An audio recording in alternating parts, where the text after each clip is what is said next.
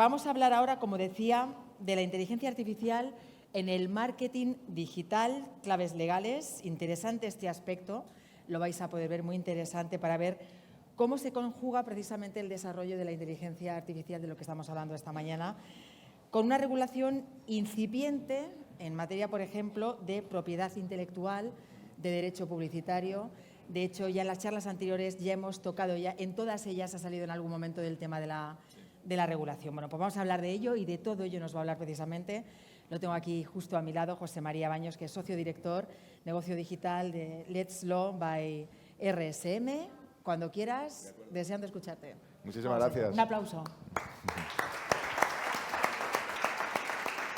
Bueno, pues nada, muchas gracias. Lo primero agradecer a la IAB y en su caso a Devinta por haberme invitado a dar esta charla. Y a mí, como comentábamos, me toca explicar un poco cómo está el panorama legal de la inteligencia artificial.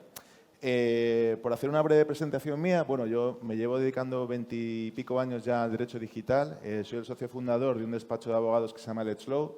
Somos una boutique de derecho tecnológico, derecho digital. Somos 30 abogados y también financieros y asesoramos a muchas agencias, a muchas empresas sobre cuestiones publicitarias, ¿no? Y una de las cosas que nos toca ahora abordar es el tema legal de la inteligencia artificial.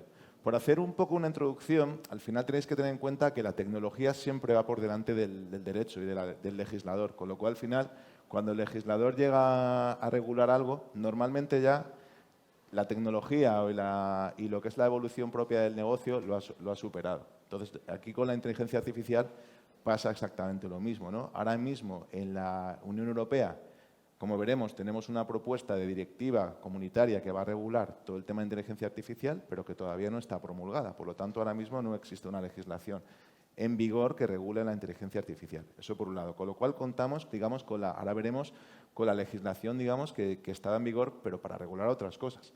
Y luego también pensad que yo siempre digo que los abogados, a diferencia de otros ámbitos, no somos abogados mundiales, es decir, la legislación, no sé, en marketing digital más o menos, pues las cookies, oye, funcionan igual en un sitio que otro, más o menos, ¿no? En cambio, la ley no. La ley, tenemos una ley en Europa, pero en Estados Unidos es otra, en Japón es otra, con lo cual, al final, cuando vayamos a hacer una campaña con herramientas de inteligencia artificial, tendremos que tener en cuenta que lo que puede ser válido para España o Francia no tiene por qué ser igual para Japón o para Estados Unidos, ¿no? Y esto es una cosa que debemos tener en cuenta. Entonces, en cuanto a los bloques que voy a tratar, el primero de ellos tiene que ver con la parte de propiedad intelectual e inteligencia artificial. Al fin y al cabo, claro, esto plantea un desafío porque los software, las plataformas, las máquinas, cuando llegue el tema de la robótica o la inteligencia artificial hasta aquí, pero van a ser creadores, ya son creadores, o sea, crean obras que son susceptibles de tener una protección intelectual, crean una obra, digamos, como podría ser una obra literaria, pueden hacer un libro, pueden hacer una composición musical, Entonces, claro, al fin y al cabo, tened en cuenta que hasta ahora contamos, por ejemplo, en España, contamos con una ley de propiedad intelectual que establece que el autor es la persona natural que crea una obra literaria, artística o científica. Pero claro, el legislador cuando redactó este artículo no estaba pensando en que en un futuro podría haber una máquina o un software que crease una obra, que es lo que ocurre ahora. Entonces, ¿qué pasa? Que una primera cuestión que se plantea es, si nosotros creamos un algoritmo, entrenamos una inteligencia artificial y ese algoritmo crea una obra musical o una obra fotográfica o lo que sea, o pictórica, ¿quién sería el propietario, digamos, de los derechos de la propiedad intelectual? Porque aquí la ley dice que es una persona natural y aquí no hay un humano detrás. Entonces, se plantea esta disyuntiva, ¿no? ¿Qué va a ocurrir? Entonces, ya el legislador está regulándolo. Hay países, por ejemplo, como en Japón y en Australia, donde ya se reconoce que una máquina puede ser titular de derechos de propiedad intelectual a través, digamos, de sus creadores, digamos, de los que sean los dueños del código, del software o lo que sea, pero en nuestra regulación ahora mismo no existe esto. Otra cosa distinta es que un creador se pueda valer de una inteligencia artificial, por ejemplo, un creativo utiliza una inteligencia artificial para modificar una fotografía que es suya, sobre la cual ya tiene derechos o lo que sea. Entonces, en ese caso, sí que se puede considerar que él es el autor de la obra. Entonces, nos encontramos con esta primera casuística. En que esto pues está todavía pendiente de regular, ¿no? Luego, aparte, tened en cuenta que Las imágenes que vayamos a utilizar en materia de inteligencia artificial, lo que pueden suponer es que, claro, vamos a entrenar estas herramientas con imágenes ya preexistentes, ¿no? Entonces, claro, tenemos que considerar que estos entrenamientos de estos algoritmos también pueden ser susceptibles de utilización de imágenes que tengan derechos de autor preliminares. De hecho, ya existen demandas en Estados Unidos por esto, ¿no? Porque al final, claro, pensad que lo que puede haber aquí es que una transformación de la obra. Hay una obra pictórica, o en este caso fotográfica, ya preexistente y con la inteligencia artificial la modificamos. Pero muchas veces a lo mejor no somos conscientes de que ya existen unos derechos de propiedad intelectual del autor de esa obra. Por lo tanto, cuando vayamos a utilizar una herramienta de inteligencia artificial, cuidado porque al final esa obra que estamos utilizando puede tener unos derechos preexistentes. Es igual que cuando subimos, no sé, muchas veces me han preguntado, oye, José María, vamos a hacer una campaña y vamos a utilizar unas imágenes. Bueno, vale, perfecto, pero asegurémonos de que esas imágenes, nosotros tenemos una licencia de uso sobre las imágenes y que la licencia nos permite, en su caso, transformarlas con inteligencia artificial. Cada vez estoy viendo más vídeos o imágenes que estaréis viendo también en redes sociales que permiten la modificación de obras fotográficas, por ejemplo. Entonces, esto es una cuestión a tener en cuenta. Lo mismo ocurriría con herramientas de Generative Fill, por ejemplo. Esto no lo he traído aquí, pero lo he visto en LinkedIn, que me llama la atención. Ahora se ha puesto de moda una herramienta que te permite como hacerte fotos como de los 90, que creo que ha tenido como, no sé, como 100 millones de descargas. Es una herramienta coreana. Entonces aquí hay también un tema porque, claro, esa herramienta para funcionar, el usuario tiene que hacerse como 10 selfies o 10 imágenes, subirlas y en un tiempo tú pagas un dinero para que te genere esas imágenes. Si pagas más dinero, te las genera antes, y si pagas un poquito menos, pues tarda un poquito más en generártelas y después te genera unas imágenes con un look de los años 90, como si fueras un universitario. Pero ¿qué pasa? Que al final la política de privacidad de esa herramienta lo que está diciendo es que tú le estás cediendo los derechos de imagen tuyos para que ellos se utilicen para sus propias finalidades, para que lo puedan utilizar para lo que ellos quieran. Entonces, aparte que la empresa está en Japón, con lo cual queda fuera del ámbito de la legislación de protección de datos de la Unión Europea. Y luego tenemos el tema de los deepfakes, que cada vez es más grave porque al final los deepfakes, sabéis que lo que supone es que se puede crear una imagen prácticamente equivalente, se está muy bien hecha a nosotros mismos para cometer cualquier tipo de fraude o lo que sea. Entonces, tenemos este riesgo, ¿no? Entonces, es una cosa que debemos valorar y que no es una cuestión menor, ¿no? También lo mismo, al final, esto es lo que estaba comentando, existe una protección en lo que tiene que ver con los derechos de imagen de las personas. Entonces, al final, si vamos a utilizar imágenes de personas, pensad que hay una doble vertiente. Está, digamos, la protección de datos, que luego hablaremos, pero también la protección al derecho a la imagen y a la intimidad. Por lo tanto, también debemos contar con los derechos de imagen. Y ya no digo si son, por ejemplo, personalities que puedan tener, además, una repercusión y que estemos utilizando su imagen para promocionar nuestra marca o por hacer un anuncio, lo que sea en ese caso. Cuidado con lo que hemos pactado. Además, bueno, esto, tener en cuenta que si luego hubiera una inteligencia artificial que permitiese generar imágenes de lo que sea y luego subirlas a redes sociales de forma automatizada, sería muy conveniente revisar el contrato, por ejemplo, que tenemos con el influencer para determinar en qué redes sociales hemos pactado que eso se haga. Porque a lo mejor con el influencer hemos pactado que lo podemos hacer en Instagram, pero no en TikTok. Entonces ahí podemos tener un conflicto y un incumplimiento contractual que, dependiendo del influencer que sea, si tiene muchos followers, pues podemos tener también un incumplimiento contractual porque de forma automatizada no hemos verificado este proceso, ¿no? ¿Qué está ocurriendo con los bancos de imágenes? Al final, los bancos de imágenes ya se están preocupando de cumplir con todo esto, porque al final, cuando vamos a utilizar una imagen, contamos con la posibilidad de, por ejemplo, en este caso, Shutterstock. Pues en este caso ellos ya lo han previsto, ¿no? Entonces ellos lo que te vienen a decir en sus términos de licencia es que las imágenes que están utilizando, cuando lo utilizan para entrenar a sus herramientas, son imágenes donde los autores ya han dado su consentimiento para que sus imágenes se utilicen para entrenar a sus modelos, ¿vale? Y que en el caso de que haya un incumplimiento de derechos de propiedad intelectual, el autor se podrá poner en contacto con ellos para que de alguna forma lleven a cabo las acciones que sean necesarias para eliminar esos contenidos o para que se pueda poner la denuncia correspondiente, ¿no? Lo mismo ocurre con esta otra herramienta, con DALL-E, ¿no? Que se prohíbe, por ejemplo, modificar las imágenes. Al final, claro, nosotros vamos a asistir, y en Estados Unidos ya está ocurriendo, en que muchos bancos de imágenes están diciendo, claro, es que ha venido otra inteligencia artificial, ha cogido las imágenes de mi banco de imágenes sobre las cuales, sabes que un banco de imágenes al final tiene como dos modelos, un modelo un poco freemium, ¿no?, donde tienes imágenes que son gratuitas y luego otras que son de pago, pero al fin y al cabo los autores de esas imágenes que las han cedido, las han licenciado a los bancos de imágenes, han firmado un contrato de cesión de derechos de propiedad intelectual. Claro, si luego viene una inteligencia artificial y con una técnica de scraping coge esas imágenes y las sube a su propia herramienta de inteligencia artificial para hacer su propio banco de imágenes y haber entrenado esa tecnología, tenemos un problema. Y es lo que está ocurriendo en algunos casos, que empresas de bancos de imágenes están metiendo demandas millonarias en Estados Unidos porque se están utilizando imágenes que están sujetas a derechos de autor de los propietarios de esas imágenes, ¿no? Y esto también debemos tenerlo en cuenta. Esto en cuanto a propiedad intelectual, que veréis que hay bastante ya, yo solamente con esto hay bastante lío y hay que ver un poco cómo va a ir evolucionando el tema. Luego otra parte es la parte de la publicidad, que también, bueno, estando en la IAB, pues una parte que nos ocupa en la que estáis vosotros. Es decir, al final, la parte de creatividades que puede hacer una inteligencia artificial, lo que va a suponer es que también la inteligencia artificial puede modificar de forma automatizada las imágenes. Entonces, aquí la recomendación siempre es que haya también un control humano de lo que se está haciendo por esa inteligencia artificial. ¿Por qué? Bueno, pues existe una ley de competencia desleal y una ley general de publicidad que establece que se considera publicidad desleal o engañosa aquella que pueda crear una confusión, actos de confusión o un engaño al usuario acerca de las ventajas que pueda tener ese producto en el mercado.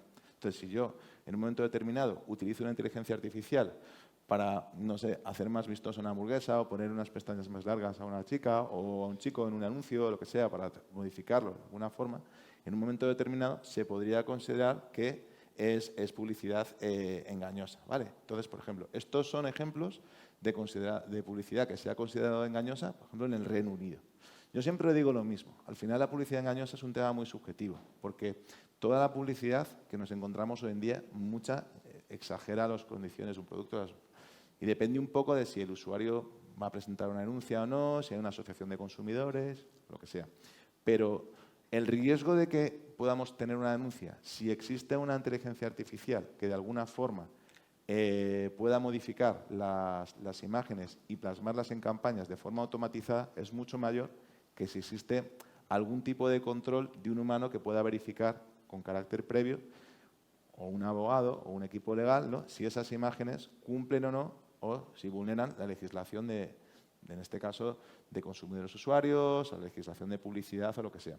Teniendo en cuenta, además, que, como os comentaba al principio, no es lo mismo la legislación que pueda haber en España que la que pueda haber en un país de Latinoamérica que en Estados Unidos, con lo cual también debemos verificar, tener un control de los diferentes estados, ¿no? Entonces, ¿qué es lo que debemos verificar? Bueno, primero, asegurarnos de que la presentación de esos productos o los atributos que le estamos dando a ese producto, pues no es engañosa, ¿vale? Y luego, por otro lado, pues buscar una tecnología que de alguna manera no provoque alteraciones de tal manera que lo que vaya a provocar es que cree pues, imágenes o vídeos o contenidos que se puedan considerar ilícitos, engañosos y que sean discriminatorios, porque al fin y al cabo, no solamente por el riesgo que podamos tener, sino también, por otro lado, por las sanciones que esto puede suponer o por la reputación de nuestra marca, ¿no?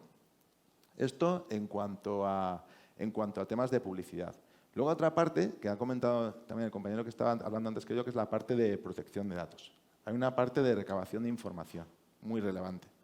¿Sabéis qué dato personal pueden ser? Tanto un dato de una persona, pues el nombre, los apellidos, el email, pero también una imagen es un dato personal, con lo cual si subimos fotografías, también esto está regulado por la protección de datos, o, por ejemplo, todo lo que tiene que ver también con publicidad programática, que pueden ser obtención de cookies, IDs, user IDs, o lo que sea, que irían conforme a la legislación de cookies y requieren un consentimiento del usuario para lo que sea todo lo que es publicidad más automatizada en tema programática, o si vamos a trabajar con DSPs o con este tipo de técnicas, ¿no? Entonces, por un lado, debemos contar con que todo lo que sea herramientas de automatización de audiencias, ¿vale?, y distribución de la publicidad que estén automatizadas, también nos debemos asegurar de que el consentimiento lo haya otorgado el usuario. Entonces, aquí hay varias partes. Si vamos a utilizar una herramienta de inteligencia artificial, antes comentaba un ejemplo de NH, ¿no? Decían pues, que en un momento determinado una compañía le interesa conocer ciertos datos personales de sus clientes o de sus usuarios o lo que sea. Lo primero que debemos verificar es, oye, ¿esto realmente tiene una base de legitimación? ¿Qué es la base de legitimación? O sea, yo estoy, digamos, legitimado para poder tratar esos datos, por ejemplo. Para que una persona pueda venir a mi hotel a reservar una habitación, yo necesito saber a lo mejor cuál ha sido, no sé, la ubicación de ese usuario con carácter previo. Pues evidentemente no. Si quiero conocer sus datos de geoposicionamiento, pues tendré que pedirle un consentimiento adicional para a lo mejor impactarle con publicidad con geoposicionamiento, ¿no? Con localización, por ejemplo, ¿no? O si nosotros luego queremos hacer una campaña de un cross-selling, porque este hotel luego que llega a un acuerdo con otra compañía, que sé, de cosméticos y queremos hacer una acción con ellos, pues al fin y al cabo tenemos que tener el consentimiento. Con lo cual es muy importante que sepamos cómo va a recabar esa información, esa herramienta de inteligencia artificial y luego cómo la vamos a poder utilizar de forma automatizada, ¿no? Entonces, al final, cuando hablamos de programática, ¿vale? La regulación, sabéis que en Europa rige el Reglamento General de Protección de Datos, que es el reglamento que está en vigor en toda la Unión Europea.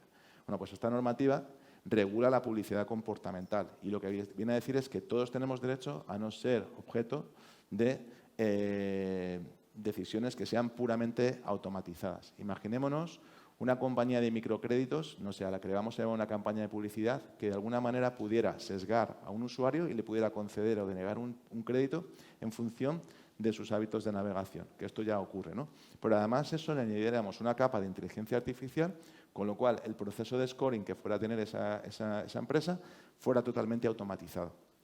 Al fin y al cabo, aquí lo que podría ocurrir es que hubiera un sesgo, que luego lo veremos. ¿Qué podría ser? Pues que a lo mejor esa herramienta, por el tipo de entrenamiento que le hemos dado, sea a lo mejor racista o sea discriminatoria de hombres y mujeres, que sea algo que sea, digamos, contrario a la Constitución o contrario a la libertad de expresión o lo que sea. Entonces, debemos verificar esta materia, ¿vale? Y luego debemos verificar que esta herramienta también es compliance con la normativa de protección de datos, ¿vale? Porque en muchos momentos siempre va a haber un humano que tenga que revisar el proceso, aunque sea en la parte de recabación de la información o procesamiento o luego los impactos publicitarios que se están haciendo. Además, sabéis que en la programática muchas veces intervienen diferentes agentes, ¿no? Al final no es lo mismo, yo qué sé, el editor donde se están recabando esa información a través de cookies, que luego las empresas que están poniendo el cookie, que es una third party cookie, que lo van a ceder a un tercero y luego va a ir a un DSP y luego se va a poner ahí, se van a generar audiencias, pero que al fin y al cabo muchas veces se pierde la trazabilidad del dato del usuario, ¿no? Entonces, tened en cuenta que esto es algo que también debemos considerar. Y luego, más cosas, otras consideraciones que debemos tener en cuenta, estaría lo que tenía que ver con los sesgos, ¿vale? La parte de los sesgos, que es muy relevante. Al final lo que digo, las inteligencias artificiales, como se entrenan con modelos de datos ya existentes, es decir, por ejemplo, le vamos a dar imágenes, libros, información ya existente, esas tecnologías normalmente se convierten un poco en pseudohumanas, sentido en la interpretación que tiene la normativa. Entonces hay normativas, pues hay inteligencias artificiales en Estados Unidos, por ejemplo, que las han tenido que, digamos, controlar, porque ya digo, pues a lo mejor a la hora de determinar cuestiones, pues a lo mejor eran racistas o eran, no sé, eran discriminatorias o lo que sea. Entonces, en la Unión Europea, una de las cosas que más se está intentando controlar es el tema de los sesgos. Porque al fin y al cabo, la inteligencia artificial mal usada puede suponer un hipercontrol de la sociedad. Imaginaos en China que ya se está hablando de proyectos que implicarían que en aras a la seguridad de los ciudadanos pudiera haber cámaras que estuvieran hiperconectadas en toda la ciudad, pero por todas partes. Entonces, claro, al final, si existen cámaras que nos están controlando toda nuestra actividad en nuestra casa, estamos permanentemente monitorizados con herramientas tipo, no sé, cualquier inteligencia artificial generativa o de modelos que podemos tener en nuestro domicilio. Oye, si se te acaba la leche, la nevera te va a avisar que se te acaba la leche, que debes comprar la leche, ¿no? Si se te acaba no sé qué. Si luego tienes además la música, todo está hiperconectado, imaginaros el riesgo que tenemos también de que estemos sesgados y que de alguna forma pueda haber algo que vulnere nuestros derechos y libertades. Entonces, esto en la Unión Europea preocupa y lo que se está haciendo, digamos, es verificar que esas inteligencias artificiales no son discriminatorias o, en el caso de que, por ejemplo, tengan un alto riesgo o puedan ser potencialmente peligrosas para nuestra intimidad o para nuestra seguridad, en este caso pues tendrán que tener unos controles adicionales, ¿vale? Esta normativa todavía no ha entrado en vigor, con lo cual se está discutiendo, pero es una de las cosas que más preocupa, el tema de los sesgos, ¿vale? Y luego, aparte, las inteligencias artificiales pueden tener lo que se llaman alucinaciones. ¿Qué son las alucinaciones? Cuando tú entrenas una inteligencia artificial, si ella no sabe algo, se lo va a inventar. O sea, es decir, si no sabe algo, o sea, a lo mejor un abogado dice, oye, mira, pues esta ley, si no lo sabe, te va a dar una respuesta, pero se la está inventando. Es una alucinación que tiene la propia inteligencia artificial. Entonces, imagínate, llevando a mi sector al legal, si yo hago una herramienta de inteligencia artificial y me dice, mira, José María, que yo quiero tener una sociedad en Estados Unidos, mira, ¿cuál es la fiscalidad que me aplica y tal? Yo le pregunto a la inteligencia artificial y esa inteligencia me viene con un asesoramiento y yo no lo filtro y le vuelco ese asesoramiento al cliente, yo puedo incurrir en una responsabilidad porque al fin y al cabo le puedo estar dando un asesoramiento incorrecto basado en una alucinación que tiene la propia inteligencia.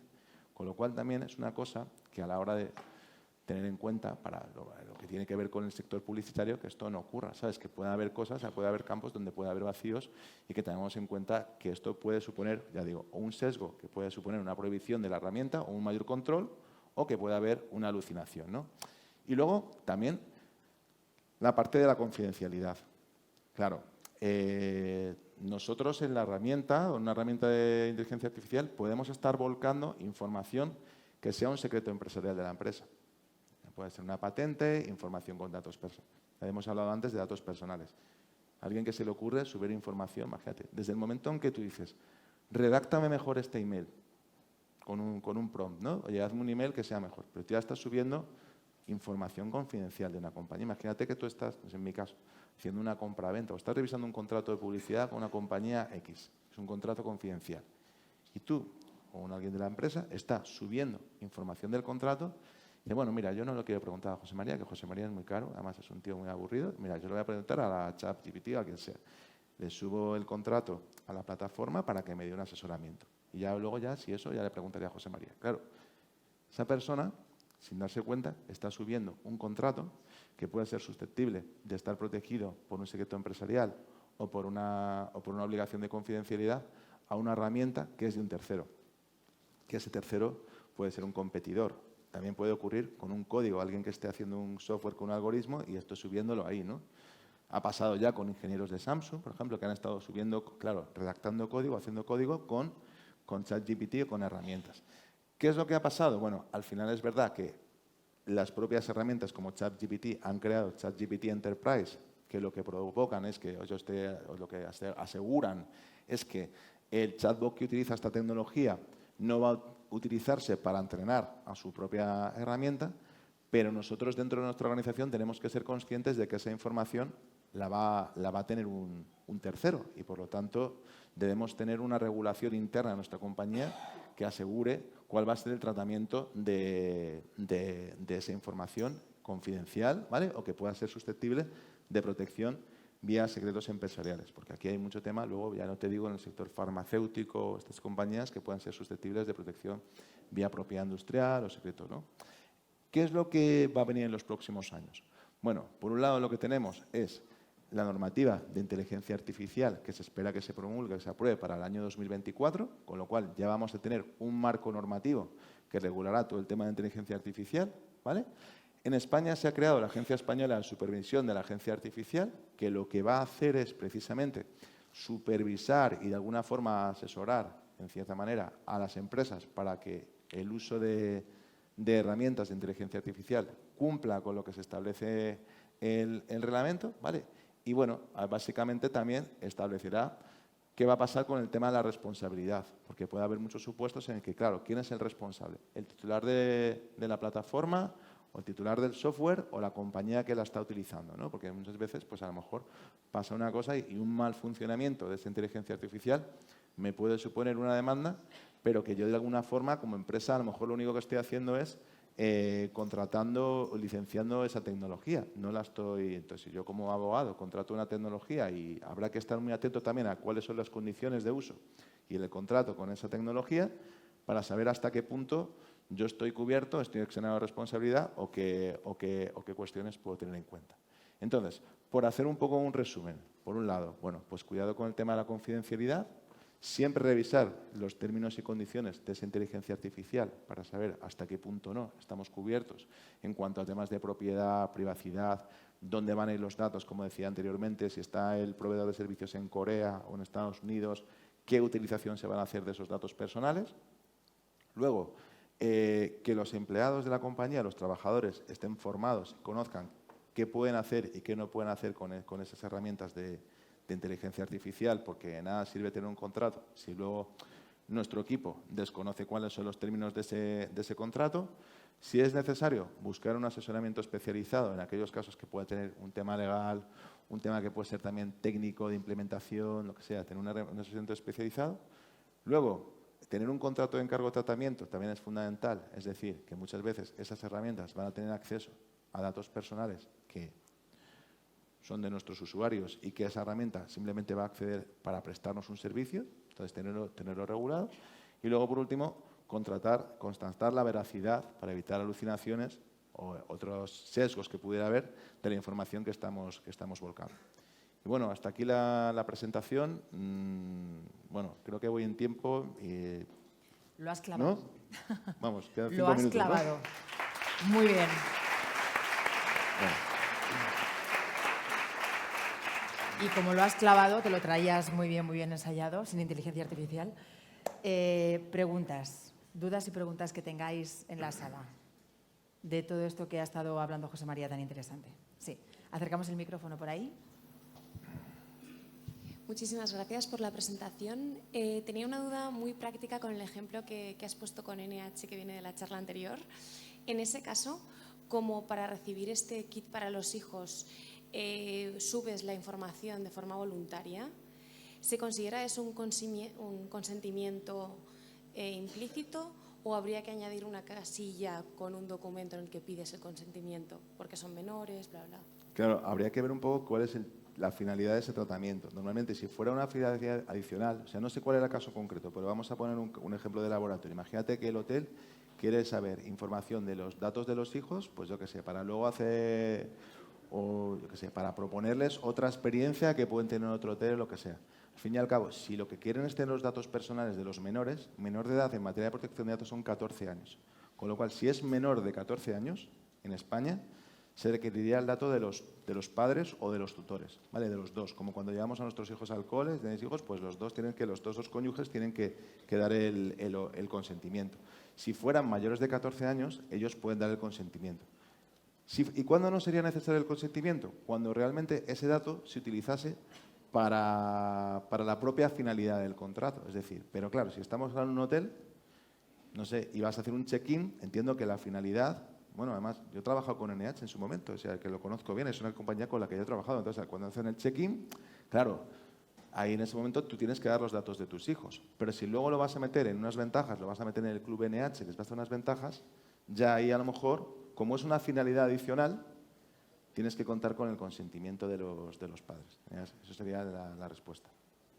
Ya, el uso, siempre. Tener en cuenta, la clave siempre sería tener en cuenta el uso. Claro, y a partir eso es. de ahí La finalidad del tratamiento, tener en cuenta cuál es la finalidad del uso que se le va a dar a esos datos, efectivamente, y en función de eso ya determinas si la base de legitimación es la prestación del propio servicio, que en ese caso no es necesario el consentimiento, o es una finalidad adicional. O sea, tú piensas que RGPD al final lo que te establece es que cuando vas a utilizar los datos para otra finalidad distinta, en muchos de los casos vas a tener que tener consentimiento adicional, salvo que sea para mandar una comunicación comercial sobre productos o servicios iguales o similares a los ya contratados. O sea, si yo soy abogado y me contrata alguien mis servicios para un tema fiscal, yo a ese cliente luego le voy a poder mandar una comunicación, si fuera un B2C, ¿vale?, sobre productos y servicios similares a los ya contratados sin consentimiento. Pero en el resto de casos no. ¿Vale? Y mi segunda era relacionada con el reglamento de la Unión Europea. Comentas que está ahora debatiendo en Bruselas. ¿Cómo de vigente va a estar si se está debatiendo ahora, saldrá en 2024 y estamos avanzando tan rápido y la legislación va siempre por detrás? Claro, a ver, lo primero que tenemos que tener en cuenta es qué es lo que va a regular, ¿sabes? Porque a mí normalmente, a ver, más allá de lo que puedan hacer asociaciones que hacen muy buen trabajo como IAB, que en ese caso pues sí que están siguiendo el reglamento y van a los comités y tal, pero nosotros, al final, yo como asesor, normalmente le pongo un asesoramiento preliminar al cliente, pero tampoco sabemos cuál va a ser el texto definitivo, con lo cual tampoco me gusta ponerse la venda antes de la herida, ¿no? Entonces, le puedo dar un asesoramiento preliminar, pero, por ejemplo, si pensamos que, mira, el reglamento de e-privacy, que va a regular toda la parte de cookies, se suponía que se iba a aprobar en 2018, estamos en 2023 y todavía no se ha aprobado. Y llevamos 5 años, ¿no?, con esto, que va a regular todo el tema de metadatos, cookies. Con la normativa de inteligencia artificial está previsto que entre en vigor en 2024, pero quién sabe, ¿no? Entonces puede haber modificaciones. Entonces yo no sé, en estos casos lo que digo es, irlo siguiendo es interesante, pero que tampoco nos interesa, porque a lo mejor, no sé, hacemos un cambio en nuestro negocio que a lo mejor luego resulta que ese artículo lo pone de otra manera y hay un cambio en el último momento que pasa y ya no nos afecta. Entonces, con prudencia y seguirlo, pero tampoco está aprobado. ¿Más preguntas, más cuestiones? Sí, por aquí.